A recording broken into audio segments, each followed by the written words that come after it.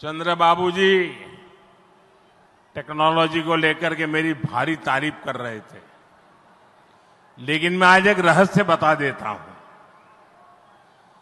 जब मैं गुजरात में नया मुख्यमंत्री बना तो मैं बाबू हैदराबाद में बैठ करके किस किस प्रकार के इनिशिएटिव ले रहे हैं उसका बड़ा बारीकी से अध्ययन करता था और मैं उसमें से बहुत कुछ सीखता था और उसे आज मुझे लागू करने का अवसर मिला है। मैं लागू कर रहा हूं। ఇప్పుడు చంద్రబాబు గారు మీరందరి ముందు నాకు టెక్నాలజీ నాతో మొదలైందన్నట్టుగా ప్రశంసిస్తున్నారు. కానీ నేను మీ అందరికీ కూడా ఒక రహస్యం చెప్తాను.